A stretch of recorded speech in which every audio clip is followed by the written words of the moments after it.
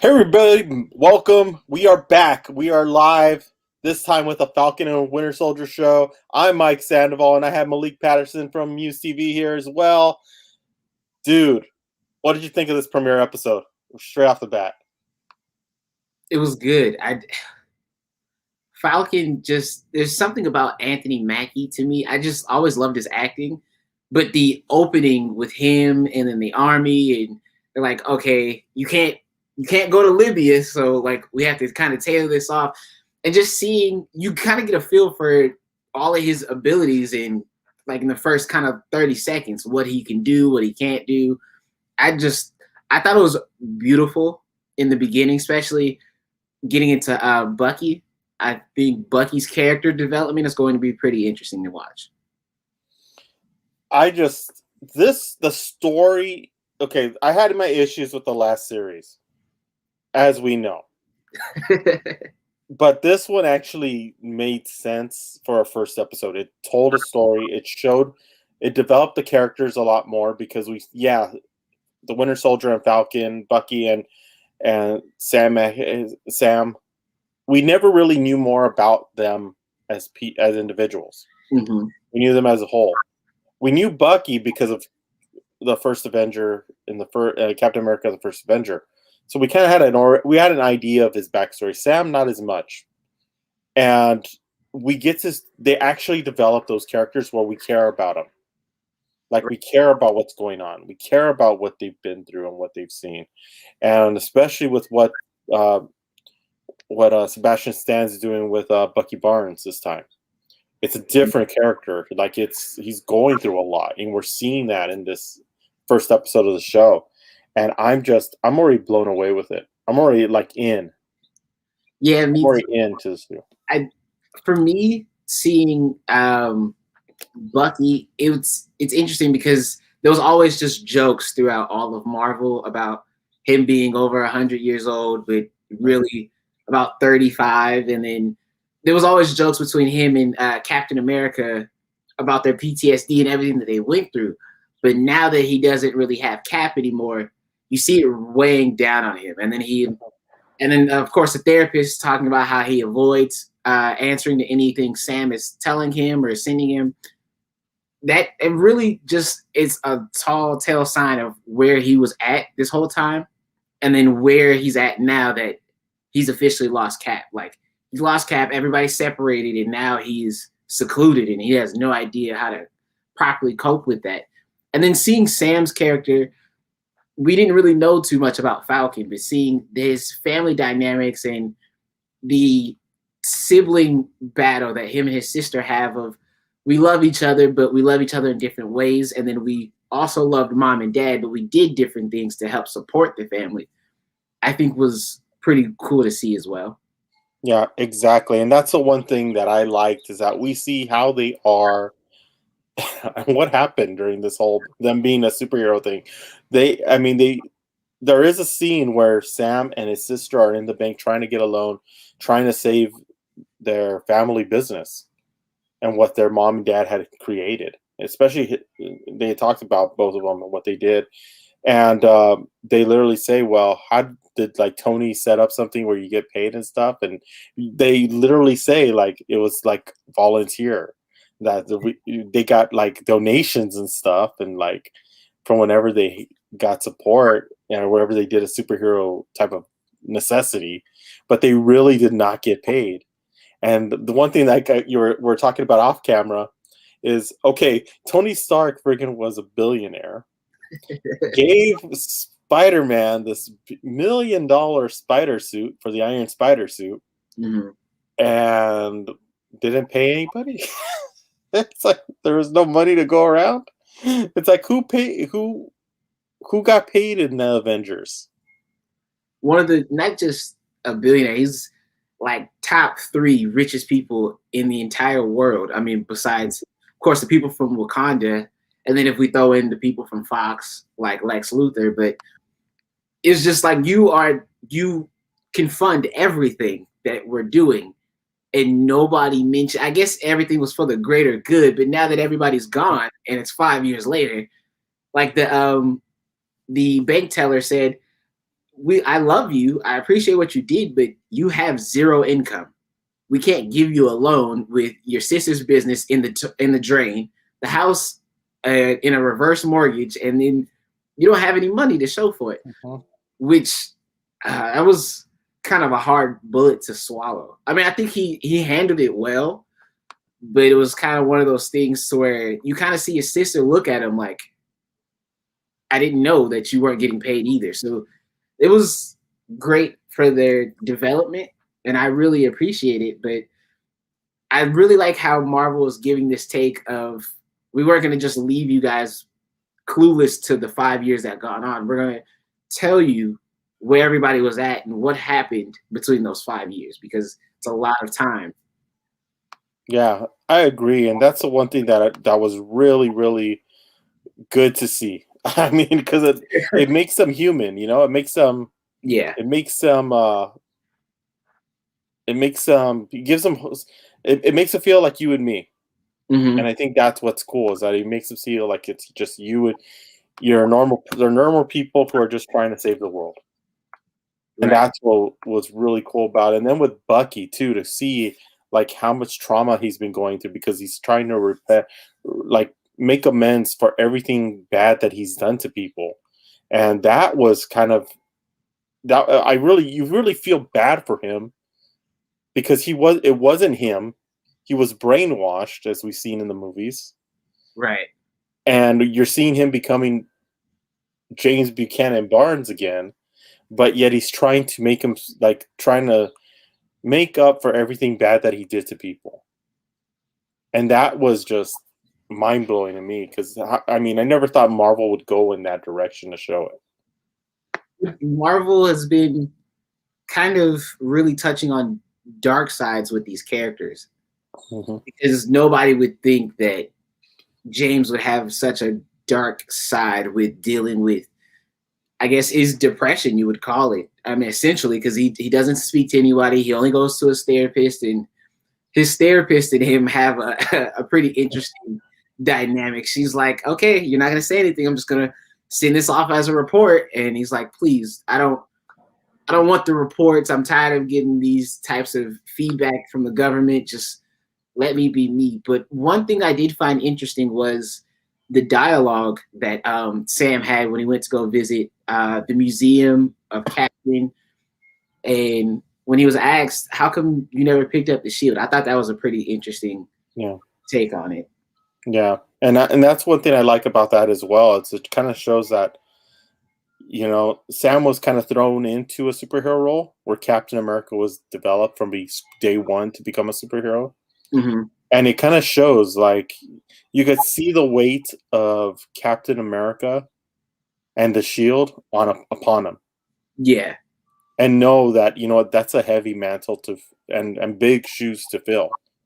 And maybe that's not me. And he even mentions to Rhodey again that when I told Cap that I felt like it didn't belong to me. And that's what I love about what they've done with this show. They really, like, it's darker, it's about the human element, but also too, they also explain what's going on in the world and how there's a lot of distress and a lot of dysfunction in the world because of Thanos is getting rid of 50% of the population in the galaxy, in creation and evolution in the galaxy. Because you got 3 billion people who just showed up back on Earth. Yeah. And what that craziness could become by that happening. Which I think they did really well so far in this first episode, and even in WandaVision, they really touch on it, especially in the beginning episodes of, you can't just repopulate the Earth with that many people and expect everything to be copacetic and people's lives to be normal again. But I feel like Sam was kind of battling, and he might pick up the shield. I don't know, depending on how they wrote the show. But you could tell there's an internal struggle of, if I do pick it up, I know I'm going to be sacrificing a lot, but I know my life might be easier if I become this person. So it was kind of like interesting to see him go from there to his family, because I was just thinking to myself, well, if he does that, that kind of gives his sister more leeway now that he's not just Falcon, he's Captain America. Because that kind of brings in more donations, more everybody wants to know who the true new captain is, as opposed to who they showed at the end. Exactly. And that's another thing that they touched upon too, is that we see there's an enemy out there, and they see that it's what's it called, the flag burners, and so. LAF was one of the where we saw Bulrock return, George St. Pierre show up again, and that was in the beginning, and that was a good action sequence. Like, that was, if you're gonna start something like this, you'd have that first action sequence in the show was just amazing, especially when you see George St. Pierre return as Balrog, and you see that fight, and they're flying through canyons, everything like that, literally almost getting into trouble and going into the Libyan border. I'm like, you kind of see where this villain is and who's going to be. We know that Baron Zemo is going to be in the show. We just haven't seen him yet, and you know what's coming. But the one thing I didn't see this soon was that the government turning their back on what Sam did, donating the shield to the Smithsonian to put it into a remembrance to Captain America. Government pretty much turning their back on them and saying, hey, we got a new Captain America, and it's this dorky white kid from the military, it looks like. Yeah, I was like, who is this person? Like, it was just it threw me off for a loop, and I had to like rewind and play it again. I'm like, oh, okay, they're just assigning it to somebody. Yeah. This is gonna play out well. Right. Exactly. Like, and I'm wondering, does he have any superhero? Like, did Thunderbolt Ross, is he a part of this? Because you know how Thunderbolt Ross always had this tension with the Avengers, and to control his own, like to have control over a Captain America, or what he is, U.S. agent is what they know him as in the comic books. But when they introduce him, first of all, I was like, dude, if you're gonna introduce a new Captain America, this is actually a funny way of doing it, because he doesn't look like Captain America. He looks like a dorky kid from down the street. It's like, all he needed was a plastic costume and the shield. It just looked like they grabbed anybody walking by the Smithsonian and said, "Okay, you fit the size. Here you go." Exactly. Suit looks good on you. We will do that and let the suit go good. And that was what was funny, because I was just like, dude, this is like it was just funny. I just couldn't. But it was a good way to end, because it makes you wonder, like, what the hell is this dork kind of like coming in dressed up like Captain America? What is he really going to do? But I have a feeling that's going to be a big point into everything, because if they did inject super serum into him, and did they perfect it, that means something tells me Thunderbolt Ross is behind it, and they're going to show it. I hope so. That'd be interesting, but then I don't know, because super serum, it kind of, it gives you that look on the inside, and before you even put on a costume, he looks like he's never even seen super serum ever, or he doesn't even know what it is, or a dumbbell, or a push-up. So they gave it to him, and that's what he developed to. I would love to see his before pictures. Yeah, exactly. And that's what because if it does, and Thunderbolt Ross has something to do with it, it would be interesting, because they've always said they're going to do a Thunderbolts TV series or a movie or something like that. So I'm kind of curious to see if that would be a splinter off to what's going to happen. So it'd be curious. To see, but right. But overall, I mean, I really like the way the show started. I'm looking forward to next week's episode. Me too, but now I'm kind of curious we know that the last series kind of led into what's the forecome in the future, such as, of course, Doctor Strange. Mhm. Is this just going to be a one season thing, Mhm. like the last series, or is this going to be something that is actually developed in a continuum thing throughout the entire phase forward? Yeah, I really don't know. It's hard to tell, but it seems like it could play out into a full series. Like I, this could be an offshoot because the way it looks and the way the storyline so far looks like it can be an offshoot. Like it could be something that this is the first season we tested it. We could do that since they're going to do the Iron War. Was it Armor Wars with I think because they already said Don Cheadle's a part of that. That was it, it could go lead into was Armor Wars or Iron Wars or whatever it was. something Well, along those lines. yeah, and I think that's where it could lead off to. Yeah, Armor Wars is what they said they're working on as a TV show, and Don Cheadle's already signed on to it. But I don't know if anybody else is signed on to that show. Because But here yeah, so in the very when they were talking about the start of Phase 4, I remember hearing the rumblings about him in that show. But I didn't hear anything since because they gave us so many different things at one time, and then it was a lot of stuff, and then on social media, so much speculation from fans. It's kind of hard to keep up of what is actually factual and then what wasn't. But exactly. Star Wars might be the new thing that what's his name? I'm trying to think of his name. The new director, the one that directed Black Panther, Ryan Coogler. That could be something that Coogler might be working on, developing, because I mean he signed on for 5 different shows. Mm-hmm. So we'll see. We'll see. Yeah, exactly. But to wrap everything up for our first episode, because we don't want to go too long because of the fact we still got we got 5 other episodes to go. And we may be talking longer, we may be talking shorter, but in this episode, it definitely was something really, really cool. I liked it. But what do you give this first episode? I give it a 9. Yeah, I would give it a 9. It was really good. Yeah, same here. I go with a 9. I thought it was really good as well. I'm looking forward to next week's.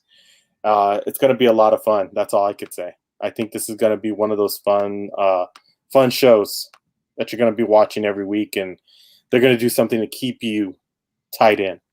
Definitely. That's what I say. But yeah, but to wrap everything up, how can people find you on your socials? You can find me at Malik on Ox on right there. Oh wait, I always point the wrong way every time. Anyway, you can find me there. I'm not changing the graphics. They're the same. No, it's just so funny. You can find me there on Twitter and on Instagram, on Facebook at Malik Patterson. You can connect with me on LinkedIn at Malik Patterson as well. Only thing I don't have is a TikTok. So, but that's for my own personal health. Yeah. Still need to focus in. Yeah. I don't have a TikTok, mostly because I'm too damn old to be having a TikTok and dancing. But you can find me on Muse Mike and also at Muse TV. I always see a lot of the social media forums and everything that comes in through Muse TV, so you can always find me there. And also, if you're on Clubhouse, what we're going to be doing now, after every one of these review shows, we're going to continue the conversation on Clubhouse on the Muse TV room. So if you have the Clubhouse app now, go on there. We're under the Falcon and the Winter Soldier After Show. It's the same title as we're doing here, but we're just taking it to Clubhouse as well. If you're not subscribed to Clubhouse, check us out next week, because next week I will have some invites for you. I know it's still closed and it's still in beta testing Clubhouse, but if you want to try out Clubhouse, make sure next week to take a look at the show. We're going to be giving out some invitations to come into Clubhouse and be a part of the show. So definitely check out the episode next week. And we will see you next Friday, 3:30. It's scrolling on the bottom. That's where you can find us, 3:30 Pacific, 6:30 Eastern. This is Malik This is Malik Patterson. I'm Mike Sandoval. And we'll see you next time here on MUSE TV.